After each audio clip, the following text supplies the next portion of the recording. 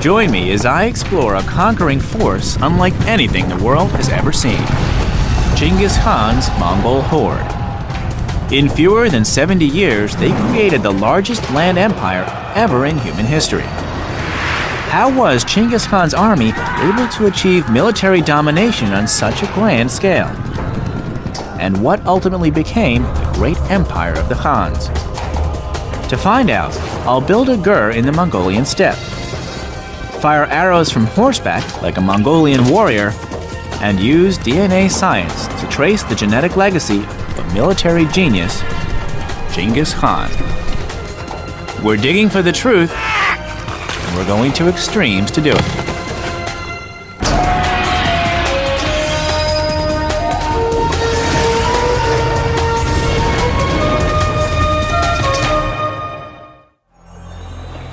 Eight centuries ago, the Central Asian steppe witnessed the birth of an empire, one of the greatest the world has ever seen.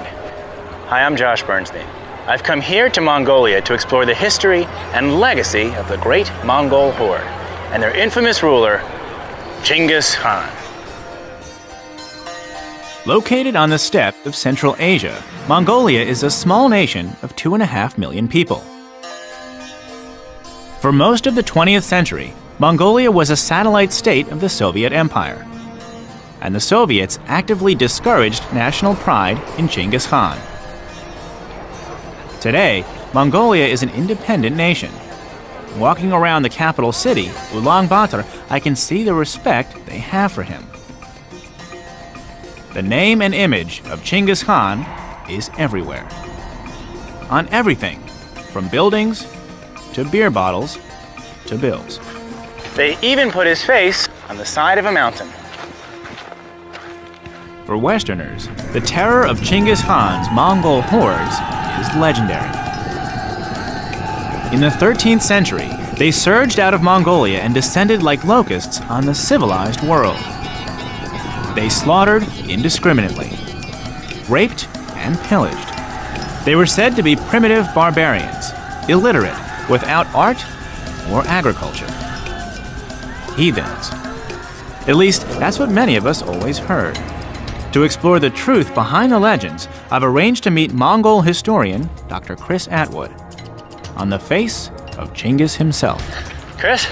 Hey, Josh. Good to meet you. Yeah, you picked a great spot for a meeting. And we're standing in the face of, is it Genghis Khan or Chinggis Khan? I've heard both. It's Genghis Khan. In the 18th century, when French scholars began studying him through Persian manuscripts, they misread his name. They turned it from Chinggis Khan into Genghis Khan. And then later on, people began calling it Genghis Khan. Ah. But that's not right. No Genghis. Stick with Chinggis. Okay, so who was Chinggis Khan? Well, he was a builder of the largest land empire in world history. There have been lots of empires over the past 800 years. There's nothing quite like the Mongol Empire. The Roman Empire at its height was 1/4 the size of the Mongol Empire at its height. The Empire of Alexander the Great was 1/2 the size of the Mongol Empire at its height. I mean, this was, in terms of scale, off the map. And all of that was built within less than 70 years. The Mongolian Empire stretched from the Pacific Ocean to the Black Sea, including most of present-day Russia and China. A phenomenal 14 million square miles, the largest contiguous land empire ever. They overcame the most technologically advanced civilizations of their day, the Chinese, Persians, and Europeans. It's easy to see why modern Mongolians revere him. He's the person who founded their nation. He's the person who took them from being isolated, scattered tribes to being a nation, and moreover, a nation that was ruling Eurasia. Genghis Khan is really more of a title than a name. It means universal leader. When he was born in 1162 AD, he was named Temujin. At that time, 5 tribes dominated the steppe, each with its own Khan. They existed in a state of perpetual anarchy. Unrelenting power struggles between Khans created a shifting landscape of tribal alliances and nearly constant violence. When Temujin was 9, his own father was poisoned by a rival tribe. Temujin thought all the nomads should be united under one Khan and confront their enemies outside the steppelands. He was driven by an ancient tribal legend. Like the 5 tribes, there were 5 sons who fought bitterly among themselves. Their mother stopped them and said, "Each of you, take an arrow and break it." Then she said, "Now try to break these 5 arrows bound together. If you would be as a bundle of arrows, you'd be invincible." Temujin's dream was to unite the tribes and to then take advantage of the unique abilities of a unified nomadic people. What Genghis Khan and his armies achieved was nothing short of amazing. What was so special about these ancient Mongols that allowed them to so comprehensively defeat their enemies? To find out, I've come to the National University of Mongolia to meet archaeologist Dr. Tumen Dashsevet. Dr. Tumen led an archaeological expedition that in 2004 made the amazing discovery of 7 ancient graves marked by a single stone. Okay, you can open, go. Please come in. It is our storage room where we keep all archaeological findings. What's inside? Inside is the skulls. Skulls? Yeah. She pulls out one of the boxes to show me. It's the skull of a woman. And Dr. Tumen says she has the rest of the skeleton already laid out in the next room.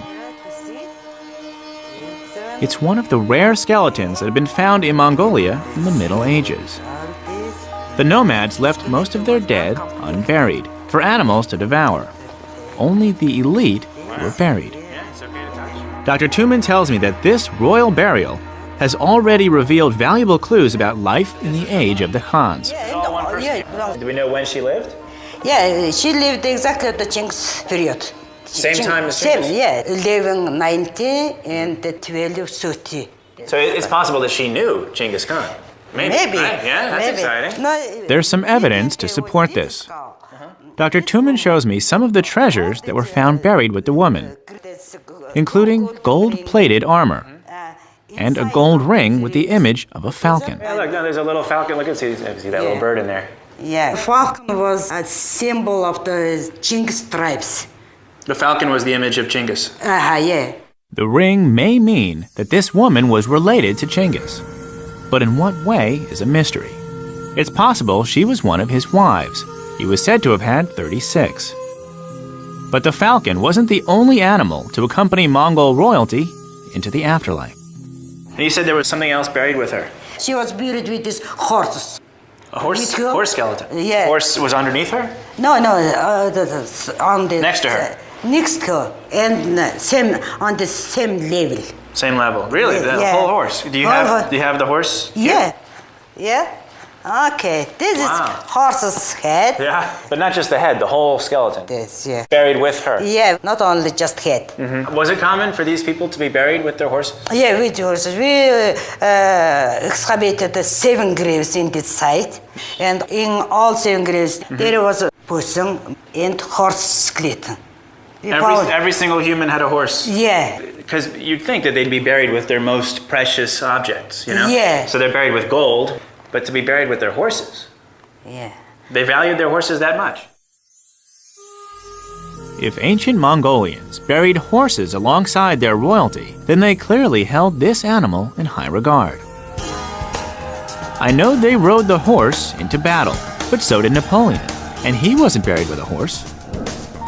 What made the Mongolian horse so important to the empire of the Khans? I'm on a quest to reveal the secrets behind the devastating power of Genghis Khan's Mongol hordes in the 13th century. I've learned that the Khan royalty were buried with their horses. By exploring this relationship further, I may be able to uncover how the Mongols were able to conquer half of Eurasia in only 70 years. So I'm leaving the capital city of Ulaanbaatar and heading out to the surrounding steppe.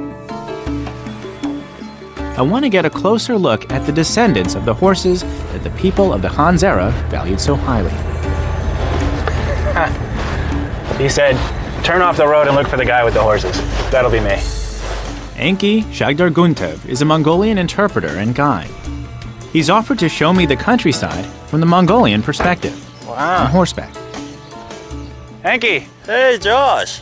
how are you? Good, how are you doing? So welcome to Mongolia. Thank you. Good to see you. You weren't kidding. We're really out here, huh? It's a good place to be a horse. Oh yeah. Hey guys, how are you? They're smaller than I was expecting. Right? Yeah, they're tough though, you know. European horses are around like 16 hands, but you know, Yeah, these right horses here, are, right? Yeah, these horses are like 12 to 13 hands. But beefy looking, stockier looking, you know? Oh, They're yeah. very robust. Yeah, they're in the wild, you know, they just graze in the wild, you know, eat Exciting. grasses. Grasses? And, yeah. So they don't need any supplemental grain? No, not at all. Just grass? Yeah, totally. Can we go for a ride? Oh yeah, let's go to my friend's family, and it's a nomadic family, you know, we can visit. All right. Enki tells me that in Mongolia, horses outnumber people 13 to 1. I've always wanted to ride one since I've heard they can be a challenge to handle. Most of the time, they run free in the wide open steppe, and the nomads round them up when they need them. This lifestyle All right. makes them All a right. bit unruly. So far, so good. They prove true to their reputation when Enki's horse gets a little too close to mine.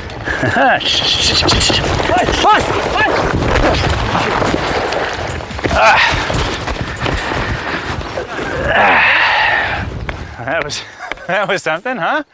Gee, okay, so I don't really know what happened. I don't know if I was thrown off or just twisted off, but the horse, it seemed to be, it clearly wasn't happy. But you know what they say, when you get thrown off the horse, get back on. So let's, all right, so let's go, my friend, yeah? Round 2. Let's try this again. Well, I think I have more respect now for Mongolian horses and the nomads who ride them. I'm looking forward to meeting Enki's nomadic friends, who he says are only a short distance away. They could be miles away, and I'd happily ride there, even on a temperamental horse. The landscape is like nothing I've ever seen. A plain of grass and rivers stretching out to the gently rolling hills on the horizon. It's endless, and Mongolians take full advantage of it. So all of this steppe, you can put it wherever you want. Half the population of Mongolia, over 1 million people, still live the way Genghis did, in traditional gurs, what many people in America call yurts. So Enki's friends are just ahead, dressed in ceremonial clothes to greet us as their guests. Enki introduces me to Akgongjigid and Nirgui. They've been living in this spot for about a month and will stay here until it starts to get cold. After welcoming me to their home, they show me how their gurs are built. So they're setting up a gear for you. Very nice. No shelter balances Such grace, as, you know, beauty, comfort, and mobility like a gur.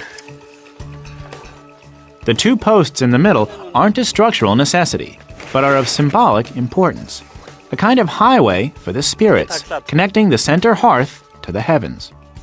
This becomes what you see inside. Basically, their wallpaper. Then comes the insulation. Wool from their sheep has been felted, combed, soaked, and pressed into sheets like batting. It's almost perfect. Okay. If we were to do this the way Genghis did it, Yes. is there any difference? Oh, you know, like during that time, maybe they didn't have any white cover, like felt as felt. Sure. There was almost no change since Genghis Khan time. Wow, it's looking nice. Oh yeah. Traditionally, the inside of a gur was fairly dark, with a single hole in the dome for light.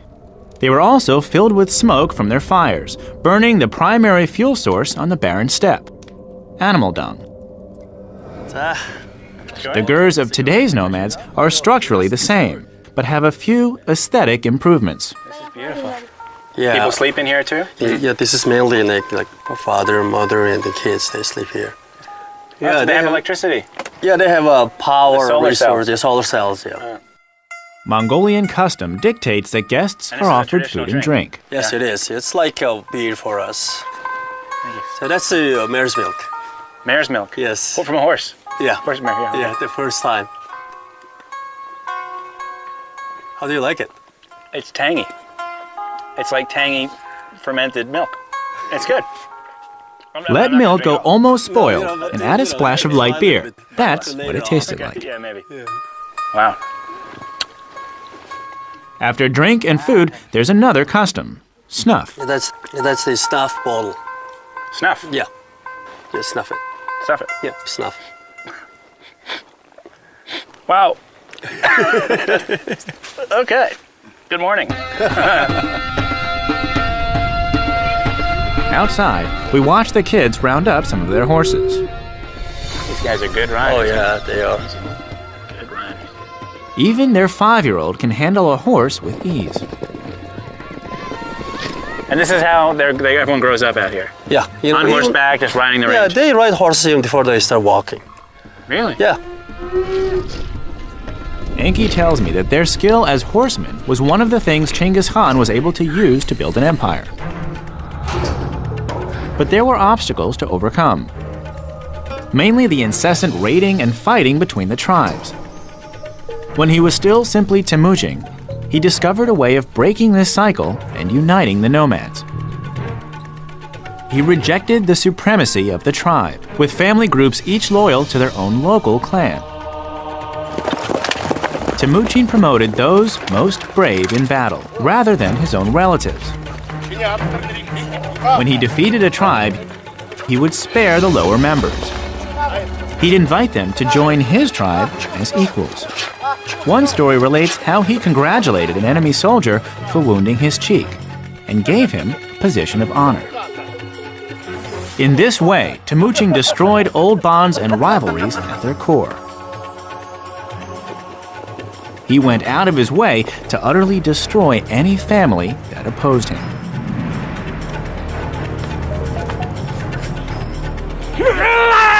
A favorite way of executing leaders was said to have been breaking their spine across a spear.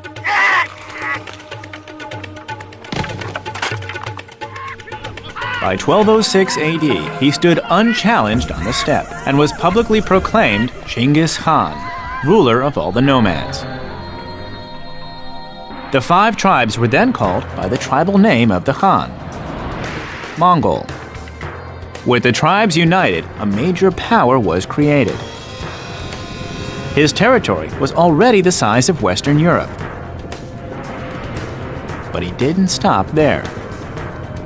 Bringing together so many men under one banner gave the steppe dwellers a chance to look out to the rich civilizations beyond their borders.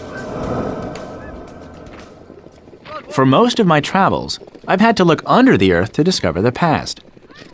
But here in Mongolia, it's right on the surface. The Mongolian nomads are living history. The family cooks a traditional meal, meat boiled in a hide with hot rocks. The nomads eat mostly meat and dairy, relying on their animals, not agriculture, to feed themselves. At the time of Genghis Khan, this reliance on animal protein set them apart from their neighbors. The agrarian civilizations surrounding the Mongols supported huge populations with their efficient grain production, vastly outnumbering the nomads. The Mongols numbered only around 2 million people.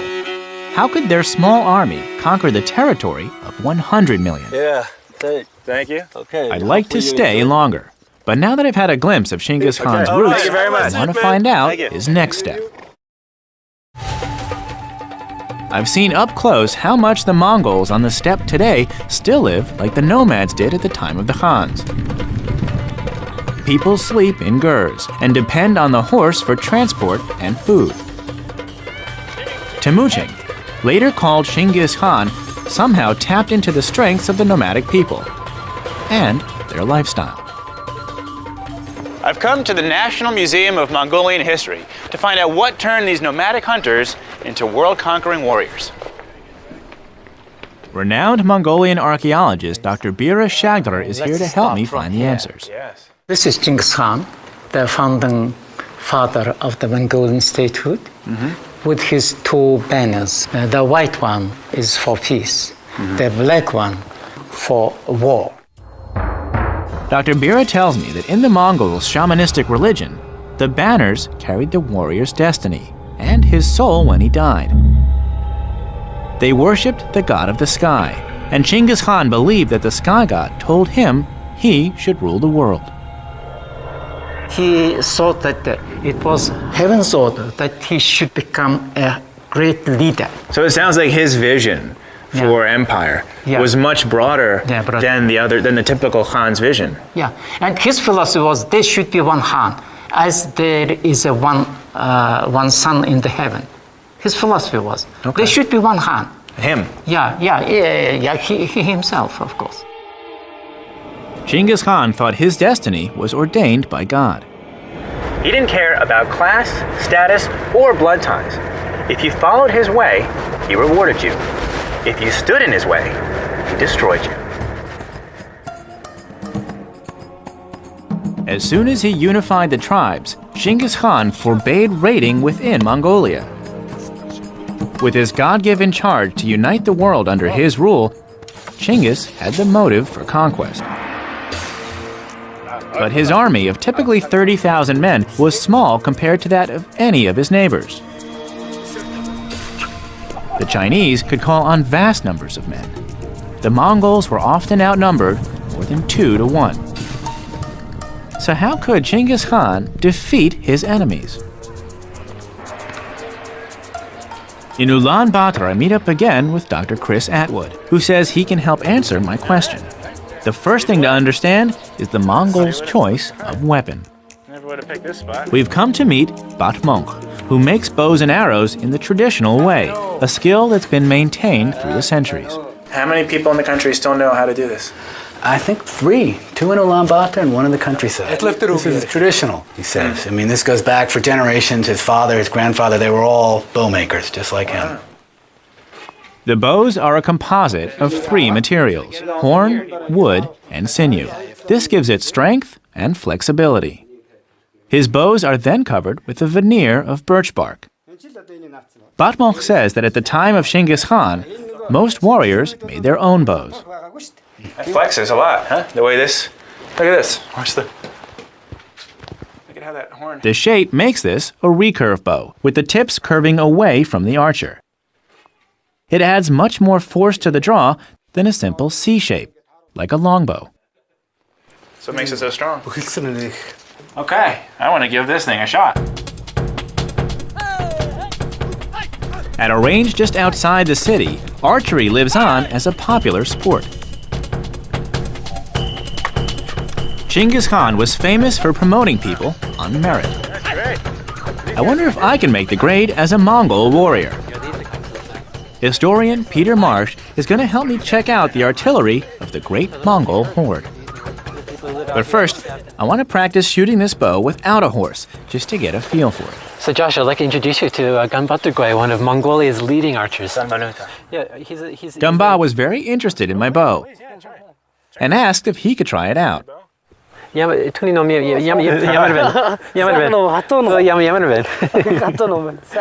didn't get the joke then, but I was about to find out. He gives me a piece of horn to protect my thumb, and a quick lesson on archery, Mongolian style. Like this. Then you can pull. Oh, that's different. So it's not, we're not pulling with these fingers here. Right, exactly. You're pulling with the thumb, which is protected with this little device here. We'll see. We'll give it a shot. Okay. Wow. I'm a competent archer, but between the thumb ring and the bow's strength, it's a real challenge. Much stronger bow than the archer. The draw weight of this bow is 100 pounds. That hurts so much. Which hurts if it snaps against your fingers.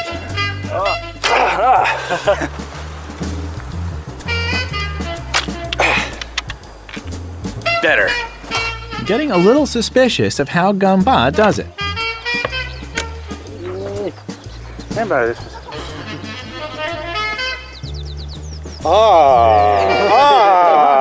gonna shoot with this bow, okay? I'm gonna work with this bow. Let me get the arrows. I'll be right back. Okay.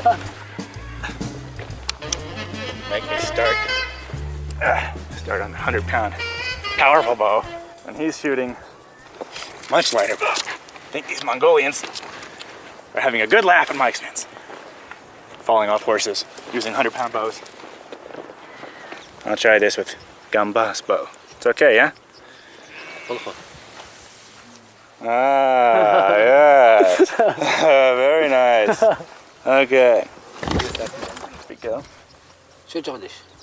Fire. Oh, but this is like a world of difference here. Much nicer. Mongolian warriors were able to fire up to 350 yards. 100 yards farther than the longbow or crossbow of most of their enemies. So they had to get all this, plus keep their horses under control. I know from past experience that putting the two together is the real challenge. It's time to see if I have what it takes to be a Mongol warrior.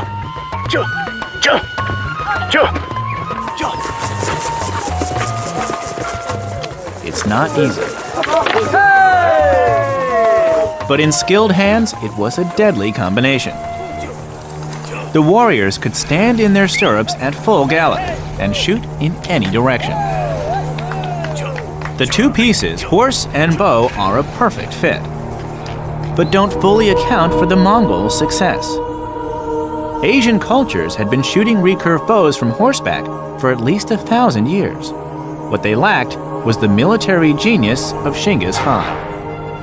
He took the twin strengths of the nomads, great archery and great horsemanship, and added a new element: organization. Genghis Khan invented a new and efficient hierarchy for his army. Warriors were grouped in units of 10, then 100, then 1,000, then 10,000. The entire army was on horseback, unique in the ancient world. And each rider had at least 2 or 3 horses. This gave them unprecedented mobility on and off the battlefield. They could move 70 miles a day. Other armies struggled to move 10. Genghis Khan knew how to use the advantages of the horse. Their neighbors may have called them primitive barbarians, but on the battlefield, Genghis Khan and his Mongol horde were centuries ahead of their time. And the proof was written in the blood of their neighbors. The first to fall was the Chinese Empire of the Qin to the south. In seasonal campaigns beginning in 1206 AD, the Mongols conquered over 800,000 square miles. They raided the countryside and demanded surrender of the cities. Then in 1221, the assault against the Persian Empire began, which some say may have killed 6 million people. A favorite Mongol tactic was the feigned retreat, drawing the defenders to chase them, sometimes for days. Then turning on them. They never lost a battle. If a city resisted his army, he would utterly destroy it and all who lived there. They earned the reputation barbarian. His sons followed in his murderous footsteps, eventually extending the empire from the Pacific in the east to the Black Sea in the west, and putting more than 100 million people under Mongol control. It's hard to imagine looking at Mongolia today. So if this was the largest land empire in the world, you have to wonder, where is it? What's left of it? To find out, I've left Ulaanbaatar and I'm heading to Mongolia's first capital, the city of Karakorum. I'm here in Mongolia to learn how the 13th century Mongol hordes created a land empire that was the largest the world has ever known. I've discovered that part of the secret behind the Mongols' military success was their brilliant horsemanship, combined with the power of the recurve bow and the organizational genius of their leader, Genghis Khan. Now I'm heading toward Karakorum, the capital of the empire, to see how the so-called barbarians governed 100 million people. Today, the city is an archaeological site 230 miles southwest of Ulaanbaatar. Many people say the Mongols never intended to create an empire. They just wanted to live their nomadic lifestyle and raid and pillage the cities of sedentary people. But they were so successful in destroying their opponents that eventually they were forced to build a city of their own. I meet up again with Dr. Chris Atwood by the walls of a 16th century monastery that was built where Karakoram once stood. But, you know, it was built with stones from the ancient site of Karakoram. So the real site, It's over there, yeah? right over Can there. we guys look at it? Yeah, sure, let's take a look. Right here, these are the best preserved remains of the real old Karakoram of the 13th century. So these are where some of the Capitol buildings were? Yeah, these big pillars here, these were bases for buildings. But there are still discoveries yet to be made about this capital. Lots of discoveries. Look here. This is probably from one of the tiles on the roof of this palace or temple or whatever it was that was here. During the Khans? During the time of the Khans, you were Really? holding a piece of 13th century green glazed ceramic. This too. Yeah, that too. They're everywhere. Yeah, must have had an amazing roof. I think I'll leave it here. Yeah. Pillar stumps and roof tiles are all that's left on the surface today. But in the 13th century, a Flemish missionary named William of Rubruck wrote about his travels to Central Asia on a failed attempt to convert the Mongols. He described Karakoram in detail. It was built primarily by Genghis Khan's son, Ogedei Khan. It was small, covering an area of only a couple square miles, and surrounded by a suburb of Gurs. There were 4 markets, one at each city gate. It was home to about 10,000 people. There were 12 houses of worship, all different religions, a kind of religious diversity that was unparalleled in the medieval world. The Palace of Ogedei was the gem of the city, with intricate relief work and a roof of green and red tiles. Why would these nomadic, basically herdsmen, why would they need a palace structure at all? Well, this was a city for storing all the riches that the Mongols had accumulated. But it wasn't so much material riches. The Mongol Khans, when they got material riches, they just gave them away. The main riches were the artisans and the experts, all the people from the various countries that they brought into their entourage. Many of them were Chinese, they were Persian, there was Europeans, Russians, all kinds of people in the empire that were working for the Mongol princes. But they couldn't live on the steppe. They just weren't adapted to that. Genghis himself, when he visited the city, would live outside the walls in a gur. As his empire grew, he proved to be more than just a brilliant warrior. He was an innovative administrator and statesman.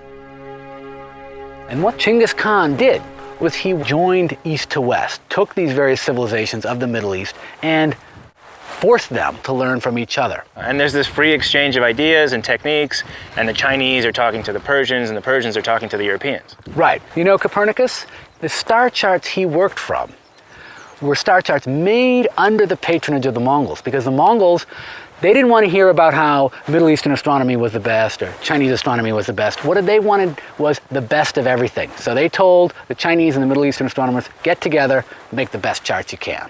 So this was, in many ways, a melting pot of all the cultures across the empire. Exactly. It was a melting pot in the middle of the steppe.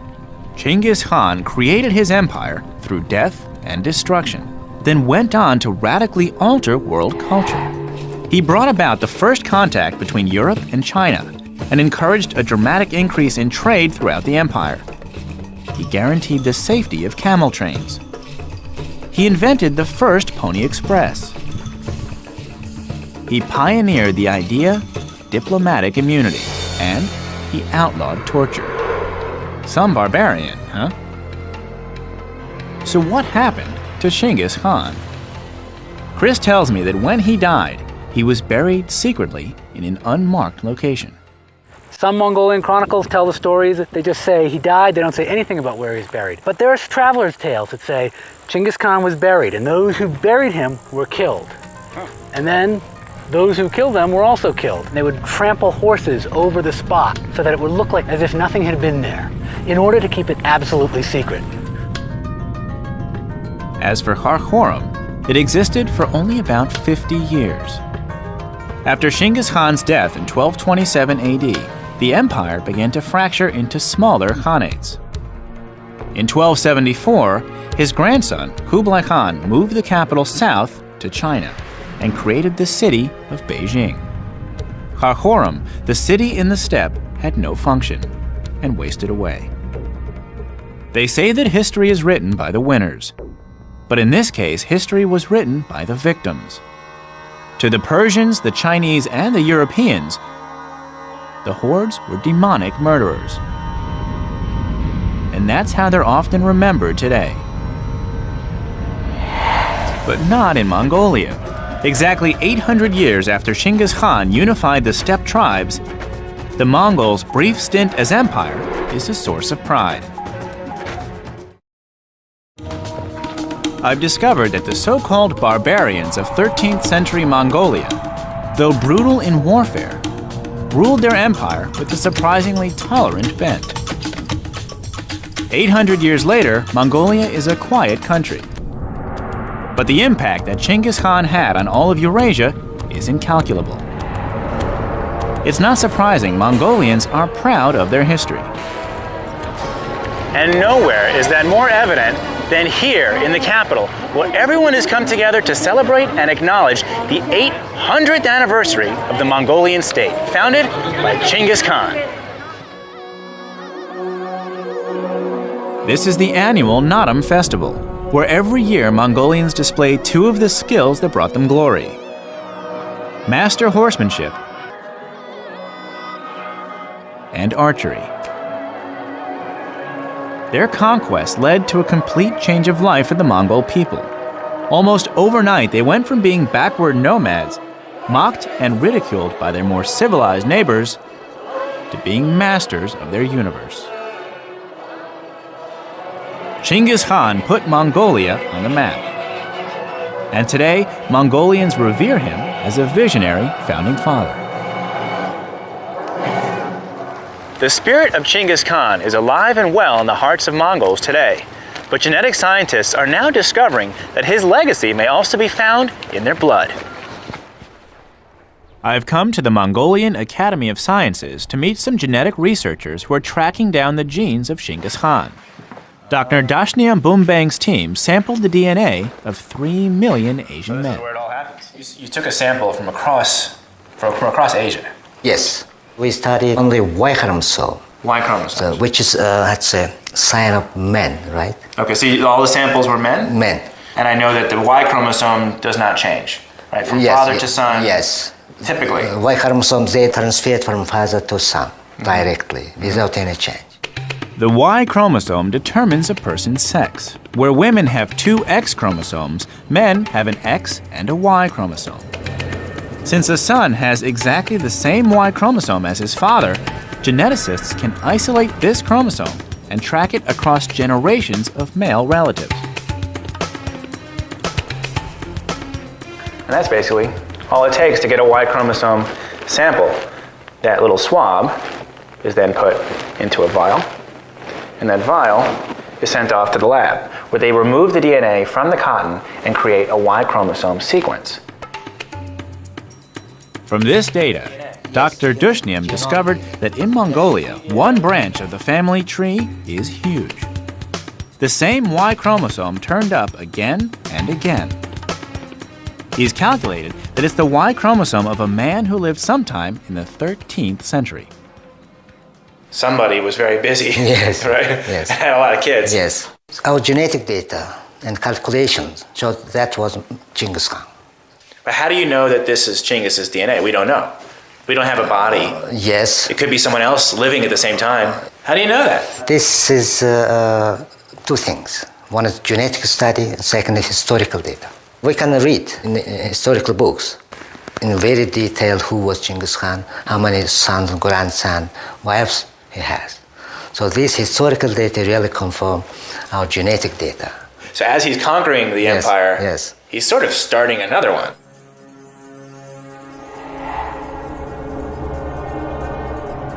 Genghis and his sons after him each had hundreds of concubines and had made it a mission to spread their seed throughout the lands they conquered. A combination of the massive death toll of the initial campaigns and this one family's breeding strategy appears to have borne fruit. And so now, 800 years later, the Naadam Festival, drawing visitors from all over Mongolia, is more than a commemorative event. It's a huge family reunion. Looking around, how many of the people I see could be Genghis Khan's relative?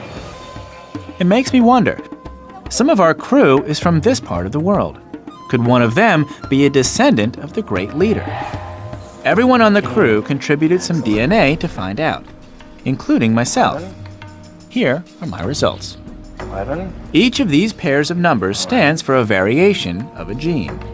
In the first two pairs, Genghis and I match, 16. but not for the rest. 13. Okay, yeah. No. And no. Too many differences across the pattern. I admit, it wasn't very likely. But here are the results For all the members of the crew, including our local fixers here, the people who help us handle the logistics in this country. So let's line them up. One of the fixers is a match. And the winner is Baggy. Isn't that great? Good. Yeah, come here, I'll show you. I'm happy. Almost every single number is a match. Baggy. Thank you. Baggy Khaan. Yeah. Baggy Khaan. It just goes to show that Genghis Khan's progeny are everywhere in this country. Something Mongolians point to with pride. A lot of people can share Baggy's royal ancestry. Dr. Dashniam has calculated that across the lands they conquered, 8% of the population is descended from Genghis Khan. Worldwide, that's about 1 in 200 people. The estimated size of his current family is over 32 million. That makes him the most successful patriarch in recorded history. He was a military genius unlike any the world has ever known, and his blood continues to flow through millions of people. His empire is ancient history. But the legacy of Genghis Khan lives on in the genetic fabric of our world.